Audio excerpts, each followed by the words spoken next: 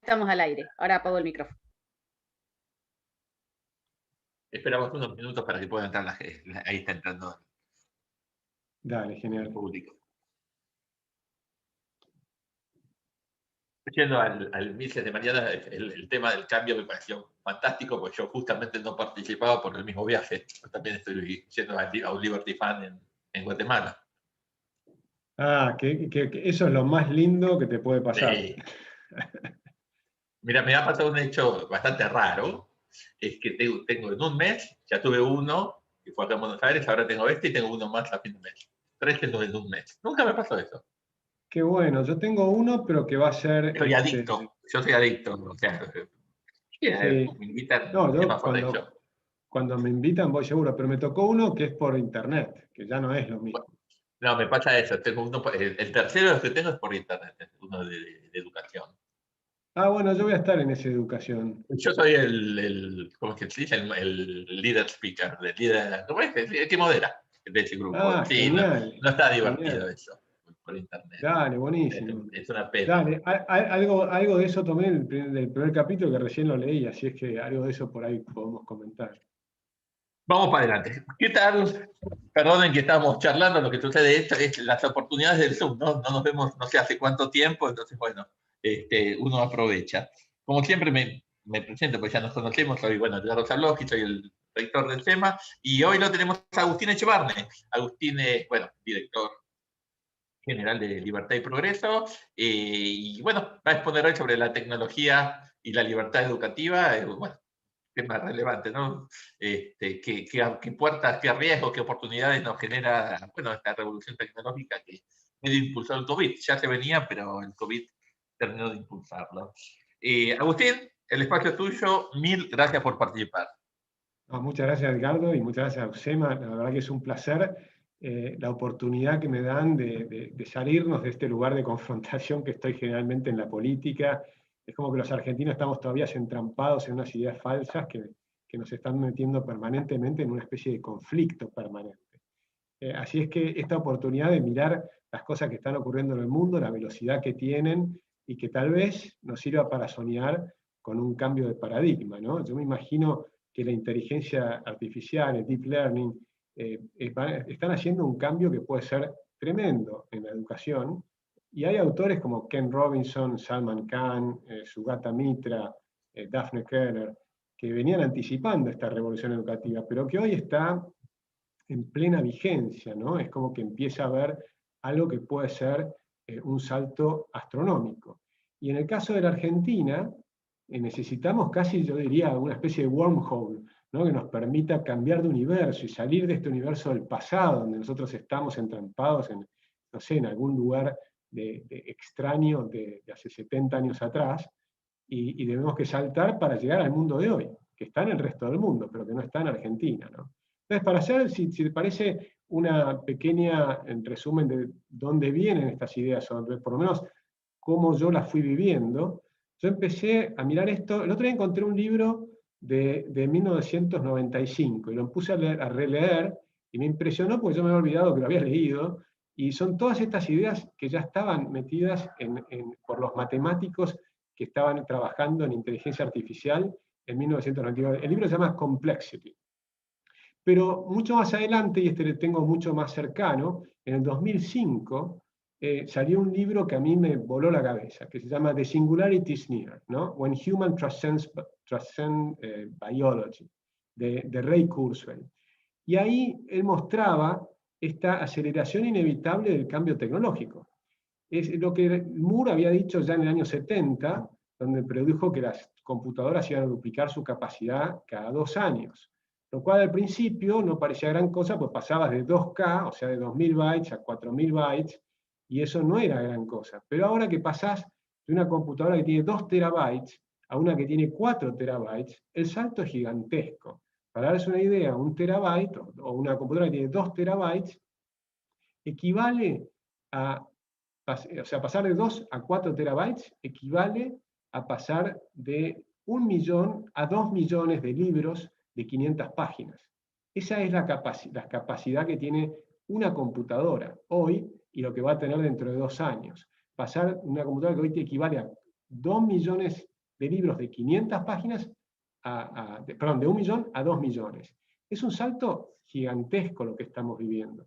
Y esto además, por supuesto, es un ritmo que este ritmo de duplicación se aplica a muchas cosas, a la robótica, a la biogenética, a la tecnología, a la inteligencia artificial, a la biomimética, que son estas nuevas disciplinas que empiezan a nacer y que son extraordinarias. La biomimética es copiar soluciones de la naturaleza, ¿no?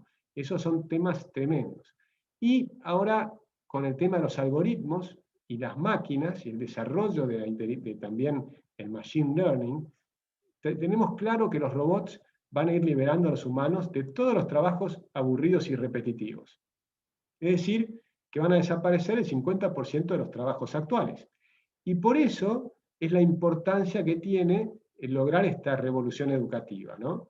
Cuando llegamos a la inteligencia artificial, para entender un poquitito de dónde venimos, vamos a empezar a hablar de lo que es la inteligencia artificial débil y lo que sería el strong AI, o IA, ¿no? La inteligencia artificial fuerte.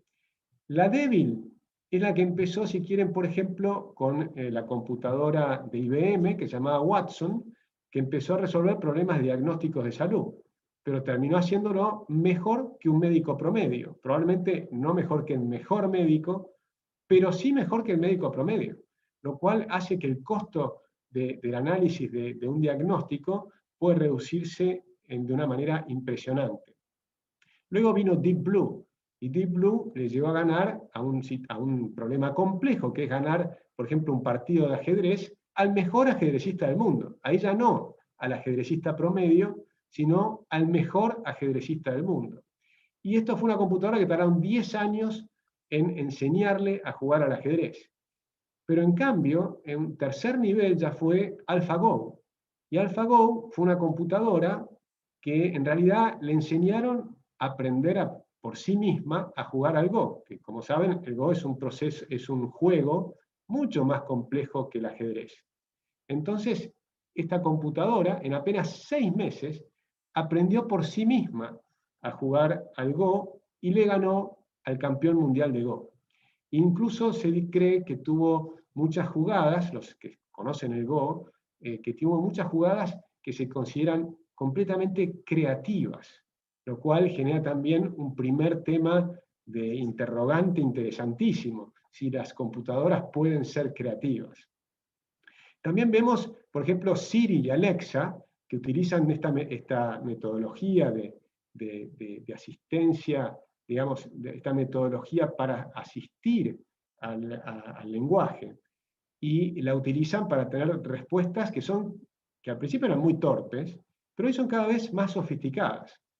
Si a eso le sumamos lo que está haciendo Amazon, Netflix, Spotify, Pandora, que utilizan todas estas metodologías de inteligencia artificial para recomendarnos las cosas que nos gustan, y por supuesto también la usan las empresas para vender, y los algoritmos que utiliza Google y demás. Es impresionante el avance y la velocidad del avance de todas estas tecnologías. Pensemos en empresas como Luminar, que están desarrollando la tecnología para los autos autónomos. Esto es un cambio que va a ser inmenso. Los autos autónomos implican que en poco tiempo más, en una década o a lo sumo 2 décadas, prácticamente van a desaparecer los autos personales. Es decir, que todos tendríamos autos de uso compartido y que simplemente lo vas a utilizar cuando lo necesites.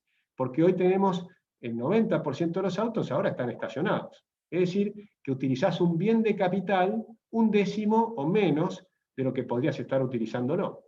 En cambio, cuando tengamos autos de uso compartidos, la producción automotriz va a ser un 20% del actual o un 10% del actual, y vamos a tener mejor servicio sin necesidad de ir al taller, de cambiarle las gomas y una cantidad de cosas.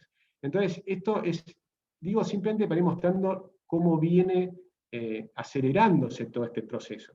En un mundo donde el progreso empieza a desmaterializar la producción. Esto es muy importante. Un simple celular reemplaza a millones y millones, o miles, por lo menos, en realidad, sí, millones, bien digo, de productos pues incluimos todos los libros, por ejemplo, al que puedas acceder por un celular, estamos hablando de millones de productos. A costo marginal cero, en muchos casos, por ejemplo, todos los libros clásicos, pero una cantidad de otros productos que también están a costo marginal cero. El otro día descubrí que bajás una aplicación y podés ver las estrellas, sabiendo cuáles, mirás hacia arriba y te ubica cada una de las constelaciones y demás. Es decir, que es la realidad aumentada.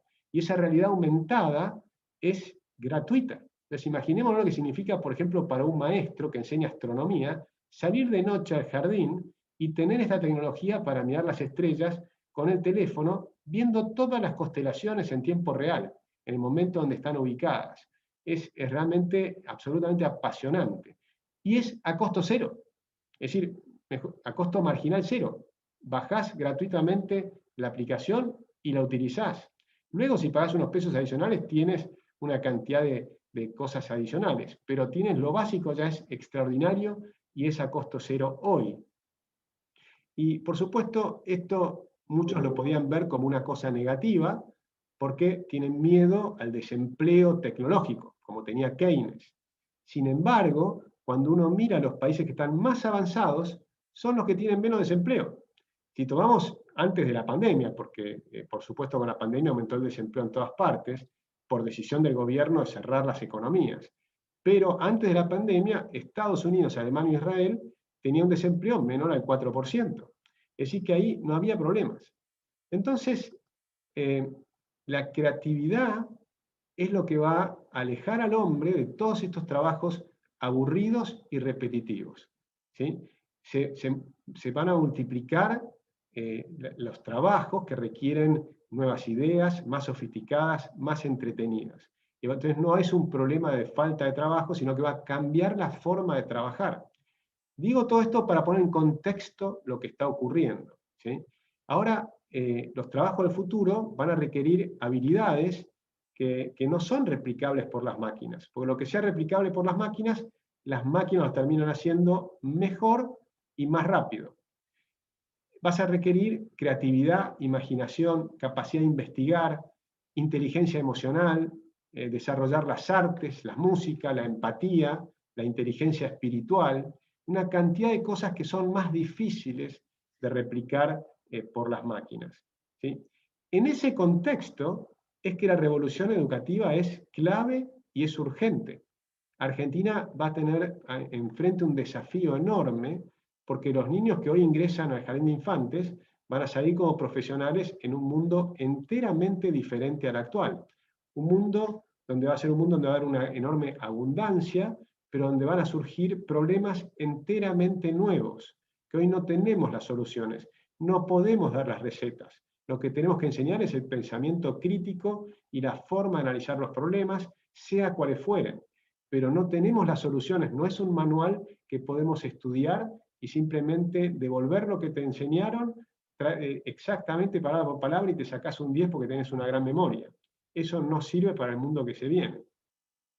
Entonces, hoy tenemos empresas y organizaciones que se están dedicando a cambiar la educación, utilizando todas estas herramientas.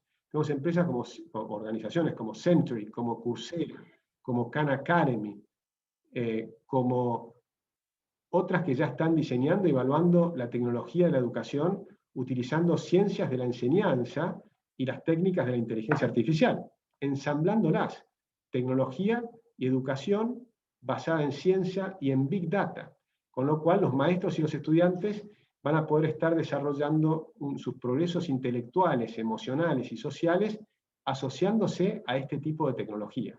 Entonces, para entender un poco qué es la inteligencia artificial, es como si fueran redes neuronales que se van utilizando, o sea, redes de algoritmos que tratan de asemejarse a cómo funciona el cerebro, como si fueran redes neuronales, que son, por supuesto, algoritmos mecánicos o cibernéticos de las computadoras. Ahora, esto permite el aprendizaje autónomo, que se llama el machine learning.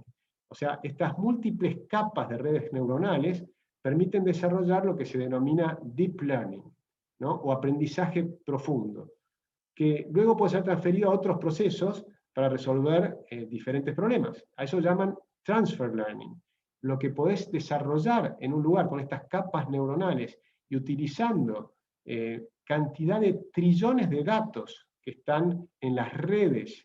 Recordemos que esas redes que hoy tenemos pueden ser las redes sociales, puede ser el Google, pero a todo eso hay que asociarle después lo que va a ser el Internet of Things, es decir, todos los chips que van a estar conectados a los autos, a las heladeras, a todos los objetos que tenemos. Toda esa red infinita va a ser una red enorme, inmensa, porque va a estar produciendo datos, van a poder ser procesados por estas redes de inteligencia artificial, estas redes neuronales o capas de redes neuronales que permiten ir aprendiendo, pero que van a permitir a las computadoras aprender por sí mismas, digiriendo estos trillones de datos, como van a estar mirando lo que están haciendo los maestros en todo el mundo, lo que están haciendo los alumnos en todo el mundo, van a poder ver cómo resuelven los problemas, uno va a poder testearse cómo estás en relación a los demás. Ya hoy puedes entrar en Lumosity, por ejemplo, y vas siguiendo formas para desarrollar tu cerebro en distintas áreas, en memoria, en matemáticas, y te vas midiendo contra 65 millones de personas que están haciendo lo mismo que vos. Con lo cual ya sabes qué porcentaje estás en tu capacidad intelectual en cada una de las áreas, y vas viendo cómo puedes mejorar con entrenamiento. Y eso te da un estímulo enorme. O sea que todo esto va a permitir desarrollar nuevos sistemas de educación que van a estar tecnológicamente asistidos por tutores no humanos.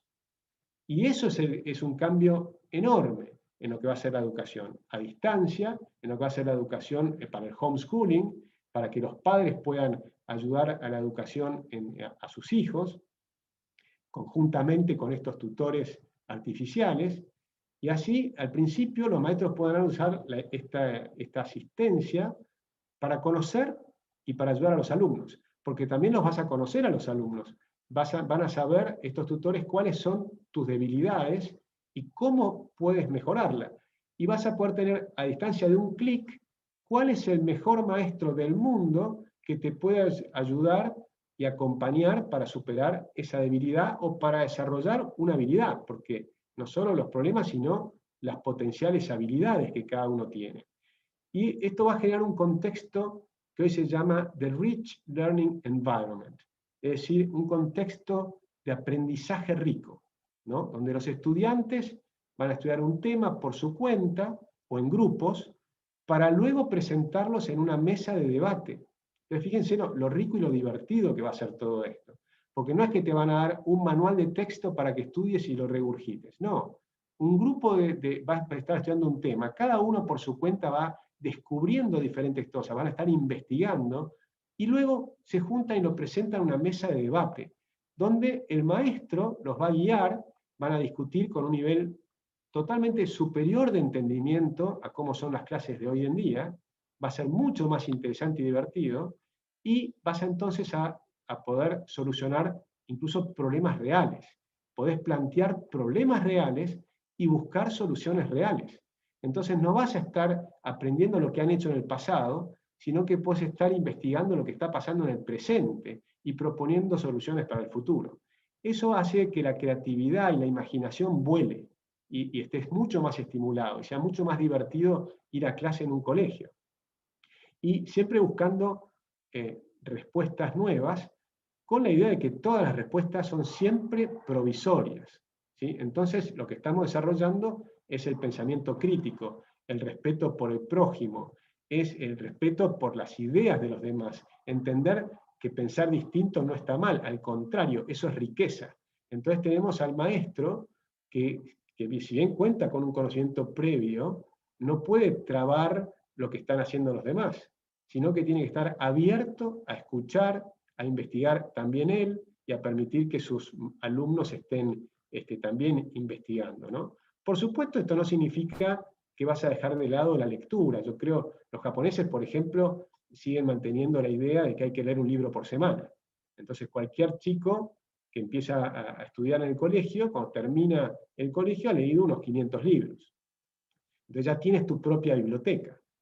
además de todas estas cosas. Ese es el mundo al que nos vamos a enfrentar a competir. Y por eso es importante comprender esto como una oportunidad tremenda, pero también, y con esto voy cerrando para empezar el diálogo, que siempre es lo más divertido, el desafío que implica, o el riesgo que también tiene, con respecto a la libertad. Porque esta tecnología, que puede ser extraordinaria para ampliar las libertades, también puede ser utilizada para reducirlas. Y ese es un riesgo enorme. Entonces tenemos que volver a replantearnos todos los principios que exponía Herbert Spencer, ¿no? La importancia de que el intercambio tiene que hacerse con la más amplia libertad posible. Entonces, si es cierto que la felicidad es el objetivo inherente de la existencia humana, y que cada hombre tiene que ser libre, porque es la única manera de buscar nuestra propia felicidad. Y ahí es donde yo creo que hay un riesgo enorme en el sistema argentino, en el sistema donde la escuela es estatal, donde la CONIAU se mete con las universidades, donde el Estado decide cuáles son las currículas, donde el Estado ha cambiado directamente lo que significaba la educación, que era justamente ese lugar donde uno acompaña a un alumno a desarrollar sus propias habilidades y sus propias diferencias, en algo completamente distinto que es mucho más parecido al adoctrinamiento. Con la doctrina de Freire, o estuve leyendo el fin de semana un chico que se llama Bounty, toda persona menor que yo es como un chico, ¿no? Un pedagogo de Catamarca que está hablando del derecho a la educación. Pero para ellos el derecho a la educación no es el de Alberdi. El de Alberdi era enseñar y aprender en libertad. O sea, la libertad de enseñar y la libertad de aprender lo que cada uno quiera. Mientras que ellos creen que el derecho a la educación, estas nuevas generaciones de derechos que se han ido armando, para ellos el derecho a la educación es a ser educado en función de lo que el Estado cree que es bueno para vos. No en función de lo que cada persona cree que es bueno para sí mismo, en función de sus habilidades y sus intereses, sino en función de lo que el Estado cree que es bueno para la sociedad, con un pensamiento mucho más colectivista, donde entonces quieren que todos sean iguales, pero ya no iguales en oportunidades, sino que pretenden que sean iguales en el producto final, lo cual es, por supuesto, imposible y genera enormes injusticias. Entonces, la educación tiene que ser asociada a la justicia y a la libertad. Sin eso, creo que es peligrosísimo el uso de estas herramientas, de todo lo que sería la inteligencia artificial, que se puede transformar en todos los problemas que mostraba George Orwell en 1984, en el 1984, ¿no? Cuando hablaba de lo que era el thought crime.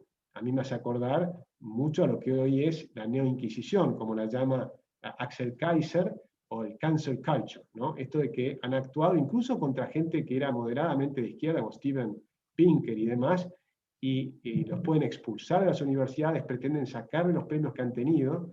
Después también Orwell habla del newspeak, esto de que te inventan nuevas formas de hablar.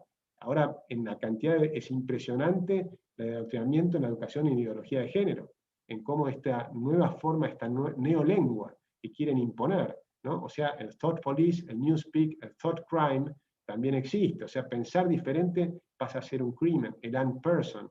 La idea del memory hole, hay que volver a leer a George Orwell, porque creo que también es importante, y con esto sí cierro el tema, ver el tremendo potencial positivo que tienen estas tecnologías para liberar a la gente y para que puedan desarrollar sus habilidades, pero también hay que ver el riesgo enorme que si estas tecnologías las utiliza el Estado para dominar.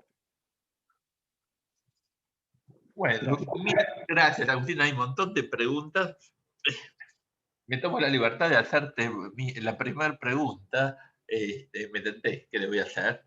No, siempre trato de evitarlo, digo, yo soy moderador, pero 1984, Orwell, o sea, es mi foto de hacia dónde vamos. O sea, yo leía el título de este seminario, Riesgos y Oportunidades, Yo tengo la sensación que los riesgos casi sobrepasan las oportunidades. El riesgo que un Estado totalitario haga uso de la tecnología para saber que en este momento yo tengo esta lapicera en la mano, que estamos aquí hablando, de qué hablamos, y en función de lo que hablamos, bueno, nos hacen... no sé, no sé cómo lo ves, no entiendo cómo se puede, creo que es un arma poderosísima la tecnología para, bueno, para que el totalitarismo ejerza más fuertemente bueno, su autoridad, su poder. Sí, yo te diría que yo creo que tenés dos tecnologías contrapuestas, por ejemplo. Una es la inteligencia artificial, que es el uso de este Big Data. A mí me generó en este último año mucho temor cómo se han comportado las empresas privadas. Google, Facebook, Twitter, cómo lo prohibieron, lo banearon, como dicen los chicos ahora, a Trump, al presidente de los Estados Unidos. Prohibirle la libertad de expresión al presidente de los Estados Unidos demuestra el tremendo poder que tienen estos personajes. Y luego me preocupó muchísimo lo que hicieron con Parler. Parler era una red social que justamente quería mantener la total libertad de hablar, y que uno lo puede bloquear al que no le quiere escuchar. Entonces no estás obligado a escuchar a nadie que no quieras escuchar, pero sí puedes escuchar a todos los que vos querés escuchar, más allá de que estén diciendo algo que sea correcto o incorrecto. A mí me han hecho en Facebook, me han bloqueado comentarios y me han alertado de que si sigo en esa situación me pueden cerrar la cuenta, ¿no? Simplemente porque no estaba de acuerdo con lo que el mundo estaba haciendo con el tema de la pandemia, de esta exageración del pánico. Entonces, todo lo que vos ponés para que simplemente sea una mirada distinta, pero incluso he postulado, por ejemplo, he puesto, para divulgarlo, un paper académico de una doctora de Johns Hopkins. Y Facebook me puso una alerta diciendo que ese paper hay que ponerlo en contexto, dicen ellos, y ponían como respuesta un paper escrito por un estudiante de Johns Hopkins, que sostenía la tesis oficial, por supuesto. Entonces, eso yo coincido contigo que es un riesgo enorme. ¿Dónde veo digamos, la contraposición o la contracara de esto? Lo veo en blockchain, en Bitcoin.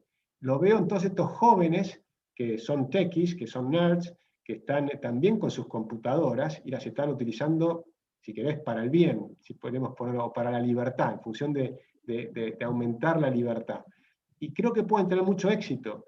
Ahora también creo que va a haber muchos movimientos. Yo sinceramente pienso que los países se van a ir disolviendo, que va a haber la gente va a ir buscando el Valle de Galt. Te vas a empezar a decir, muchachos, basta, porque han exagerado tanto en el avance del Estado sobre los individuos que vas a empezar a buscar islas que te permitan volver a ser libre. Y las personas que quieren ser libres se van a volver a juntar y van a ser ciudades libres. Entonces yo creo que el riesgo existe, que es enorme, que vamos a ver un mundo que va a cambiar muy rápidamente. Si uno mira, viste, un mapa de Europa, las fronteras de Europa en los últimos 1000 años, y vos ves cómo va cambiando completamente. O sea, ahora tenés en Argentina el Mendo Exit. Algunas personas podrán creer que eso es algo que puede ocurrir o que no puede ocurrir. Generalmente la gente cree que es una cosa artificial que no va a ocurrir. Bueno, yo digo que puede ocurrir. Y ahora estaba releyendo este libro que te comentaba de Complexity, que es de 1995, que habla de la matemática de la teoría de la catástrofe. Que básicamente es cuando vos te vas metiendo, por ejemplo, para hacerlo más simple del mundo, en un balcón sube una persona, es un cambio marginal, no pasa nada. Sube otra persona, es otro cambio marginal, no pasa nada. Pero en algún punto, un cambio marginal, sube una persona más y se cae el balcón. Ahora, esta matemática de la catástrofe también se utilizó para explicar la caída de civilizaciones enteras.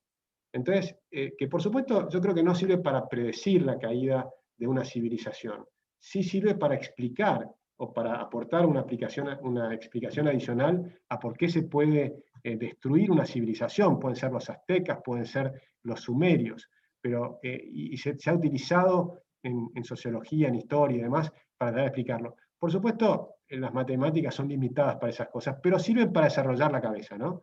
Así que, no sé, yo creo que va a ser lo que sí tenemos, por supuesto, es el tema de Jefferson, que el precio de la libertad es la eterna vigilancia. Y yo diría que el precio de la libertad es la eterna lucha por la libertad.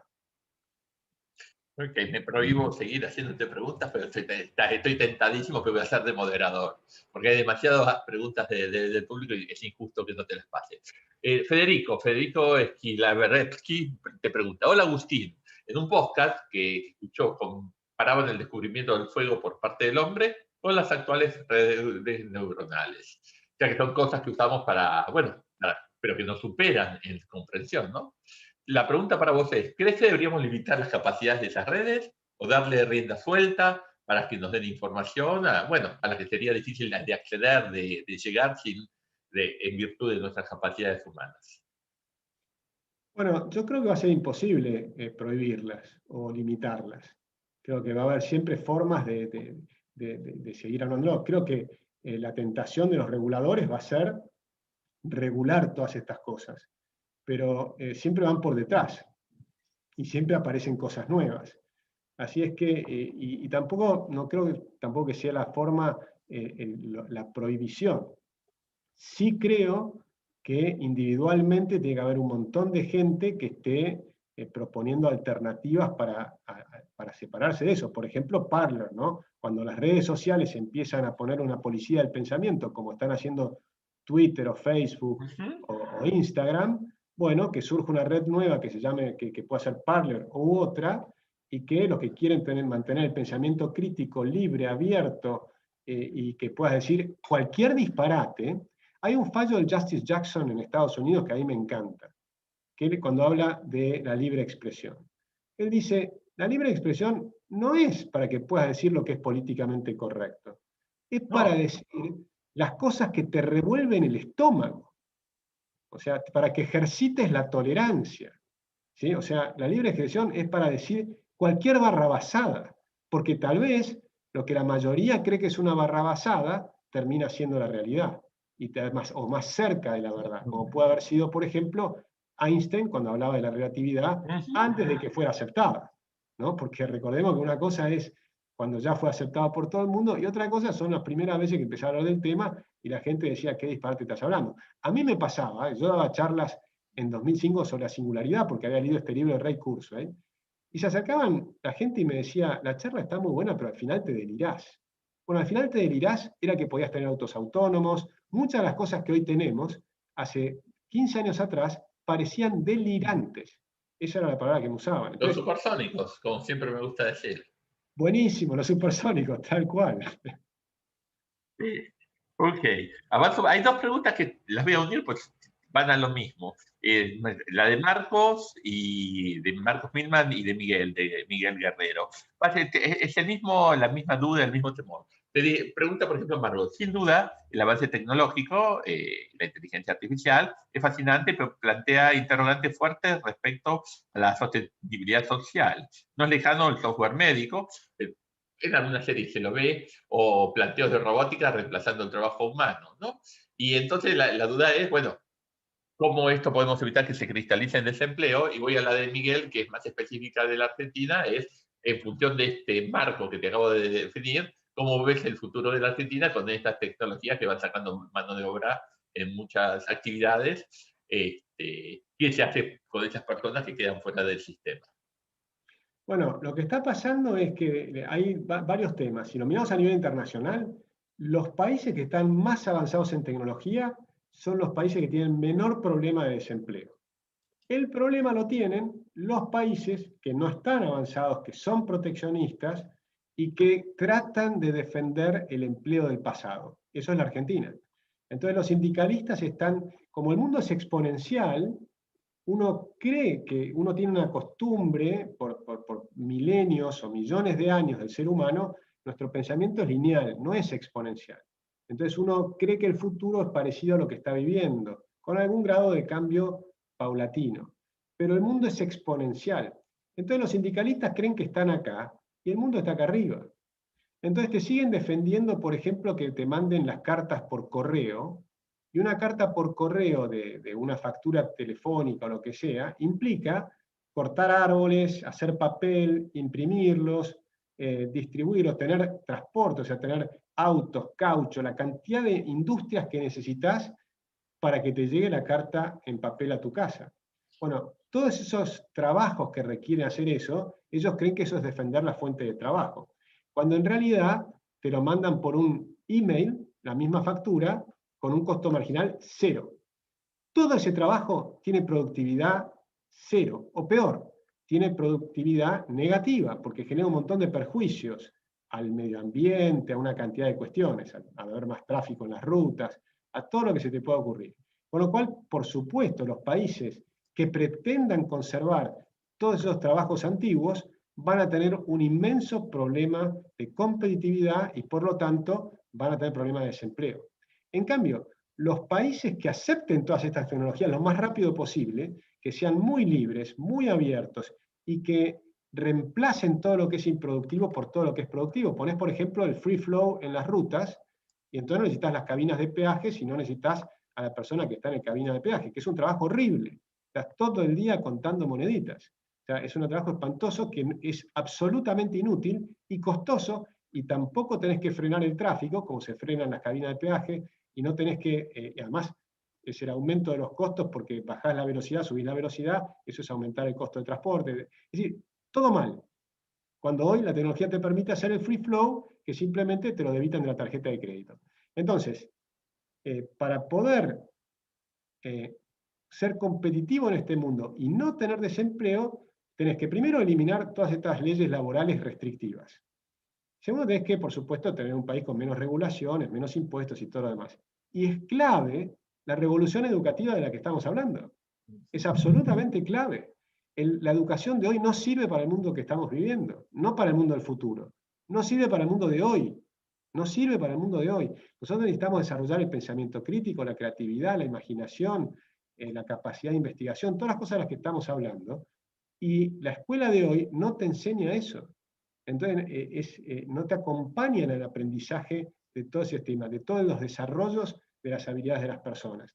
Que fundamentalmente la educación tiene que desarrollar esa capacidad que los ingleses llaman el true grit, que es el carácter de cada uno, la resiliencia, la capacidad de templanza, el coraje de pensar, de aprender, esa capacidad de resiliencia que te da el tener autoestima alta, porque has desarrollado tus habilidades de manera lo más completa posible, las distintas facetas, las intelectuales, las emocionales, que son importantísimas para el mundo del futuro, cómo conectarte con otras personas y demás.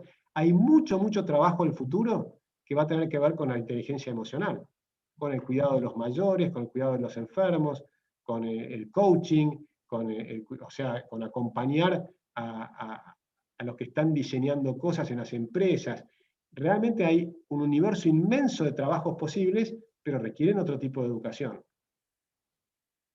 Ok, siguiendo con, con lo que acabas de decir, hay una pregunta de Marcos, la voy a unir porque está perfecto, dice Marcos. ¿Cómo hacer para expandir las nuevas teorías educativas? Estamos hablando de la Argentina, incluyo, cuando el sistema educativo en el nivel superior aún, bueno, pervive con teorías del siglo XIX, XX, ella lo aclara, tanto en terciarios como en universidades públicas y privadas, yo estoy de acuerdo.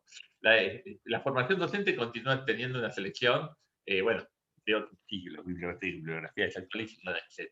¿Cómo puede ser ese nuevo mundo cuando quienes estamos del otro lado, me incluyo, somos dinosaurios?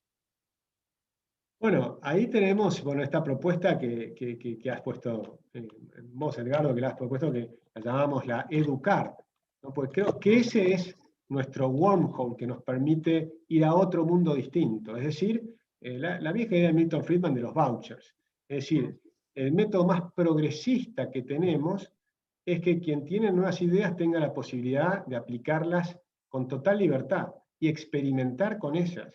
Entonces, la idea es que el Estado mantenga el financiamiento para las personas que no pueden pagar la educación de sus hijos, pero los padres, y esto es esencial para la libertad, es esencial, recuperen la educación de sus hijos. O sea, recuperen el control de la educación de sus hijos y que participen de la educación de sus hijos. Y esto me parece que es esencial y es la única manera que tenemos. Y por supuesto esto implica que desaparecen las currículas oficiales. Entonces podés partir de las currículas actuales como como un punto de partida, pero a partir de allí todo el mundo tiene que ser libre de aplicar cosas y cambios, no solo de las currículas, sino de los procesos de cómo hacerlos. Y también hay que dejar de lado muchas veces la idea de que hay solamente un tipo de exámenes que puedes hacer para saber si una persona está avanzando en su educación. Sino tiene que haber diversos exámenes también, porque uno puede estar desarrollando su inteligencia de una manera diferente a cómo se mide, por ejemplo, en los test de PISA. Por supuesto, yo creo que está bueno seguir haciendo los test de PISA y demás para medirte en matemáticas, en ciencias, en lengua, con otros países y otras escuelas y otras personas. Pero es mucho más libre que eso, por ejemplo, lo del Lumosity. Lumosity es fascinante porque te va midiendo cada una de tus habilidades y las estás comparando permanentemente. Y se termina una cosa que para mí es lindísimo del futuro, que en realidad no necesitas exámenes, sino que lo que estás haciendo es como si fueran los juegos que teníamos de chicos, cuando tenías el Space Invaders, o sea, que usábamos nosotros, ahora habrá un montón, o Age of Empires, no sé cuáles son los más nuevos que se utilizan hoy en día, pero que tenés niveles. Ahora, hasta que vos no superás el nivel 1, y podés jugar todas las veces que quieras, pero hasta que no superás el nivel 1, no accedes al nivel 2. Entonces, y no podés aprobar un examen con el 70%. Vos no podés aprender 70% de sumar y restar. O aprendiste a sumar y restar o no aprendiste. O sea, o tenés 10 o todavía no terminaste el nivel 1 y no puedes pasar al nivel 2. Entonces, este sistema le saca un montón de estrés y le agrega un montón de cosas divertidas, que vuelva a estar lo lúdico en la educación. Es muy importante jugar para aprender. Es muy importante, y eso requiere libertad, y requiere sacarte el estrés del examen. Y los chicos aprenden sin estrés, a un ritmo impresionante, divirtiéndose, hasta que entran a la escuela. Cuando entran a la escuela, baja el nivel de aprendizaje, aprenden mucho más lentamente, se aburren mucho más de lo que aprendieron en sus casas. En sus casas aprendieron a hablar, tal vez uno, o si sus padres son políglotas, tal vez aprendieron 2, 3, 4 lenguas, y lo aprendieron divirtiéndose, y aprendieron a caminar, y a andar en bicicleta, y a nadar, y a patinar, y un montón de cosas que han aprendido, y tal vez a bailar, o lo que fuere, y lo hicieron divirtiéndose. Entrás a la escuela, y es casi como entrar a una especie de prisión. Y eso es lo que hay que, creo que, cambiar completamente. Y la única manera es con enorme libertad, por lo menos la única que nos imaginamos nosotros, ¿no? A ver, perdóname, sí, por favor. No, sí, era eso. ¿No? Ok, aquí yo estoy uniendo preguntas, hay muchas preguntas muy interesantes y bueno, me tienta el tema, no puedo evitarlo. Voy a hacer una excepción, en general no paso preguntas de que no tienen nombre, pero hay alguien que se identifica como espectador anónimo, me parece interesante la pregunta. Dice, soy estudiante de un instituto de formación docente que se llama Paulo Freire y la buena doctrina, entre quote and quote, no permite la disidencia sin descalificarla. Y él pregunta, ¿es posible minimizar el daño de las más llamadas pedagogías críticas si la mayoría de los docentes han sido formadas en ellas?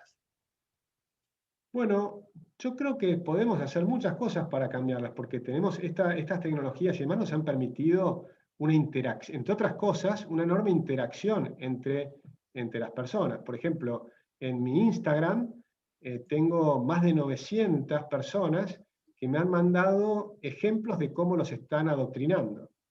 Y entonces es interesante porque cuando una persona empieza a creer que lo están adoctrinando o dudar si lo están adoctrinando, eso solo le abre la cabeza. La duda sola le abre la cabeza y empieza a mirar dónde. Entonces yo les digo, miren cada vez que aparezca la palabra neoliberal, ¿ves? Que está por todas partes. Y entonces analicen con profundidad, con pensamiento crítico y abierto y con mucha atención, ¿qué les están diciendo? Porque cada vez que utilicen esa palabra neoliberal es muy probable que les estén metiendo falacias. Por ejemplo, que te digan que el gobierno de Videla era neoliberal.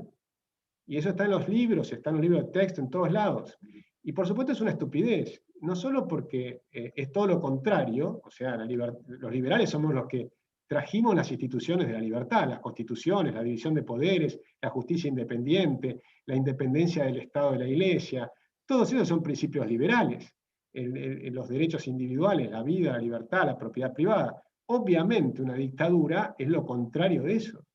Pero aún si lo que dicen es en el tema económico, tampoco lo era, porque no tenían nada liberal el programa que aplicaron. Si nosotros proponemos bajar el gasto público, ellos aumentaron el gasto público. Proponemos no tener deuda, ellos multiplicaron por 4 la deuda.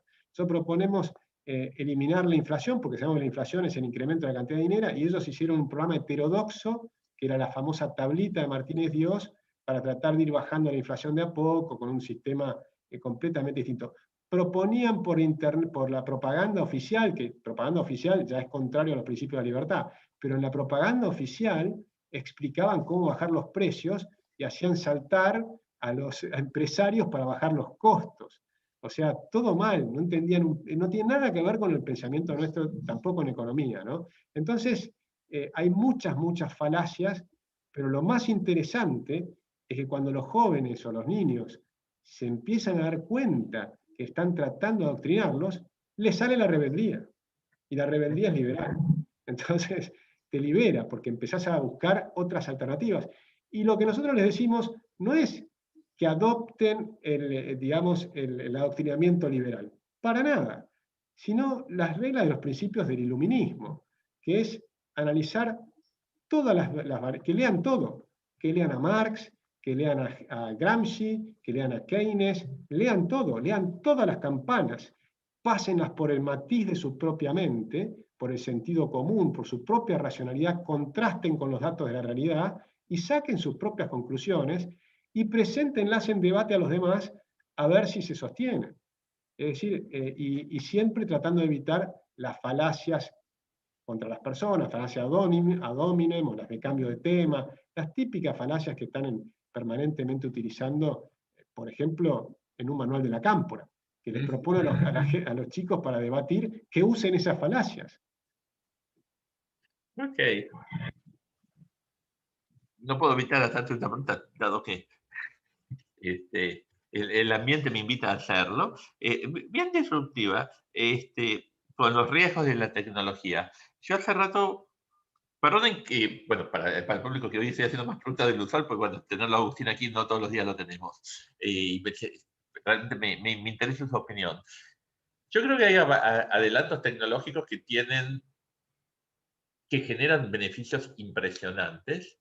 Zoom, Meet, ahí tenemos un par de ellos. Pero yo tengo la sensación que generan costos muy grandes también. Si no existiría Zoom y Meet, creo que las políticas que se hubiesen llevado a cabo en el mundo frente a la pandemia serían distintos, serían muy distintas. Y yo no sé en un análisis de costo-beneficio, bueno, si esto no ha generado más costos que beneficio, la locura a nivel planetario que se está viviendo, por así decirlo. O sea, yo sé que es muy disruptivo, yo sé que puede ser un delirio, pero es algo que es lícito plantearse, ¿no? Free lunch, todo tiene costos. Esto genera un costo. O sea, estamos todos recluidos porque tenemos una facilidad, es mucho más barato usarlo. Podemos estar conectados de esta forma. ¿Qué hubiese pasado si no existía? Es muy buen punto, Edgardo. La verdad que es un muy buen punto y yo creo que estás en una intuición correcta, que por supuesto sería dificilísimo probarlo, pero yo tengo esa intuición y la tuve desde el principio. Cuando en marzo del año pasado yo escribí un artículo, me acuerdo, que hablaba, fíjate cómo estas cosas vienen desde hace milenios, ¿no? De un cuento sufí. Un cuento sufí donde contaba que la peste se encontraba con un filósofo en el camino. Y entonces le pregunta el filósofo, ¿hacia dónde vas? Y la peste le dice, voy a Bagdad. ¿Y qué vas a hacer? Voy a matar al 10% de la población, ¿no? Una peste que iba hacia Bagdad. Y al tiempo se vuelve a encontrar en otro camino el filósofo con la peste y le dice el filósofo a la peste, la interpreta y le dice, lo interpela y le dice, me has mentido, no murió el 10%, mataste una cantidad inmensa de la población. Dice, no, yo te cumplí. No sé si el 1% por ahí de hacer, por ahí que voy a matar, poner el 1%. Dice, y no mataste el 1%, mataste el 10%. Dice, no, yo maté el 1%. El otro 9% fue el pánico. Entonces, cuando uno utiliza las redes, la televisión, y todo esto para multiplicar el pánico, porque tenemos más conocimiento, sabemos cada persona que se muere, entonces eso genera un costo inmenso. Yo estoy convencido que el costo que ha generado es mucho mayor que las vidas que han salvado. Pero sé que es difícil de probarlo y me han bloqueado muchas veces de las redes por decir estas cosas, por plantear la duda, ¿sí? Porque yo no lo digo como una certeza. No, Lo digo no, simplemente es duda, porque es preguntarlo, es charlarlo, es tabú, sí, es es tabú. tabú. Y yo tengo esa intuición de que realmente hemos tenido un costo mucho más grande que los beneficios. Y tengo también la duda de si vacunar a toda la población es razonable o no. Mi sensación es que no, que los que son de riesgo es una cosa, pero el resto tenemos que tener un sistema inmunológico bien, ¿no? Expandido. Y ojo que yo me vacuno contra la gripe, no soy, he tenido temas de alergias y qué sé yo, o sea que yo me vacuno contra las virus, no soy antivacuna. Lo que pasa es que estas son vacunas experimentales y diferentes a las anteriores porque están utilizando el ARN, o sea, se están metiendo en el código genético, es un tema bien complicado que no han tenido éxito en el pasado y ahora están poniéndolo masivamente, pero a escala de la humanidad. Entonces puede ser peligrosísimo. Para mí me parece muy razonable a las personas de mayor riesgo y qué sé yo, entonces compensás un riesgo con otro. Pero por ejemplo, los jóvenes no tienen riesgo. ¿Por qué se van a vacunar? A menos que tengas enfermedades previas. Y el drama que yo veo es esto del cancel culture. No te permiten plantear estas dudas. Se enojan. Tal cual. Está bien. Ok, avanzo, vuelvo al panel, perdón que entré con algunas preguntas. A ver, otras dos preguntas de Carlos Arana y Francisco de Angelis. Carlos te dice, ok, entonces en este nuevo mundo, ¿no? Donde tenés inteligencia artificial, ¿cuál consideras que va a ser el rol del profe y del maestro? ¿Cuál debería ser entonces su entrenamiento y capacitación en un sistema educativo muy distinto donde la inteligencia artificial tiene un rol? Y complementado con esto, pregunta Franco, ok, pero entonces este nuevo sistema educativo podría atenuar la producción, por así decirlo, de reguladores y sensores o arriba, ¿no? La humanidad está condenada a un 1984. Bueno, tenemos el desafío y la lucha por delante, ¿no? Yo creo que tenemos que ir en contra de los reguladores y empezar a tener muchísimo más libertad, y eso va a depender de tener a los padres de nuestro lado. Entonces nosotros tenemos que conseguir que los padres reclamen volver a tener el control de la educación de sus hijos. Eso me parece que es una lucha muy importante. El rol de los maestros, creo que tiene que volver a ser el rol clásico, que era acompañar casi que de una manera mayéutica, como hacía Sócrates, ¿no? Con preguntas, estimular las preguntas más que las respuestas. Entonces, si el maestro va estimulando las preguntas y las curiosidades de los alumnos van a ir aprendiendo a una velocidad fenomenal. Y pedirle, sí, que el alumno traiga respuestas, que traiga respuestas, todas provisorias, siempre van a ser provisorias. Y los comentarios del maestro también son provisorios y aportan la idea. Y va a estar mucho más centrado en la parte emocional de conectar con el alumno para contagiar el amor al conocimiento, el amor a la superación personal. La educación tiene que ser la herramienta para la autosuficiencia, es decir, para que las personas puedan ser autosuficientes, y eso te permite desarrollar también la autoestima paralelamente. Entonces pueden construir cosas juntos. Sócrates era un albañil y hablaba mientras construían una pared. Ahora, en la construcción de esa pared ya había un montón de enseñanza, me imagino yo. O sea, simplemente en la dedicación que le pones al trabajo, en que las rectas son rectas. ¿Viste que en Buenos Aires no hay líneas rectas? Y vos vas a una ciudad como Nueva York, o me imagino Japón, no he estado en Tokio, pero me imagino que las líneas rectas son rectas. Acá no, acá hay como que todo es más o menos. Bueno, esa es la falta de dedicación. ¿Viste el placer que tiene un ebanista o que alguien trabaja con la madera y logra que encajen las piezas con perfección? Cuando dos piezas de madera encajan con perfección, un cajón que entra impecablemente te produce un placer intelectual.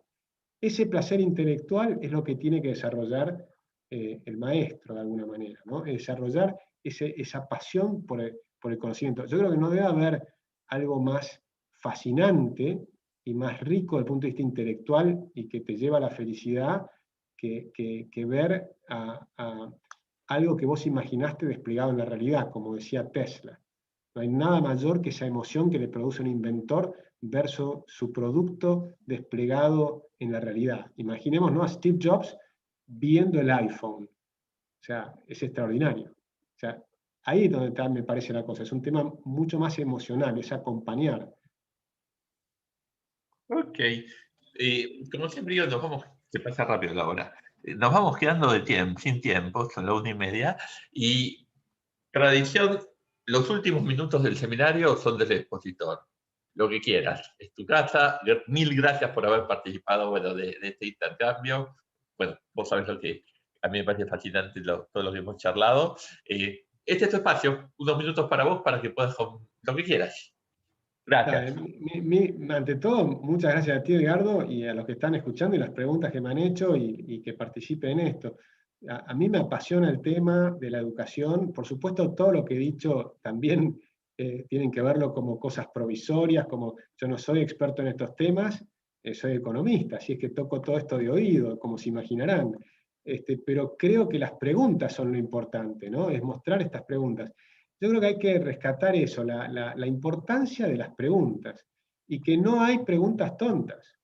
O sea, no hay preguntas tontas. Toda pregunta hay que dedicarle atención, porque eso es clave.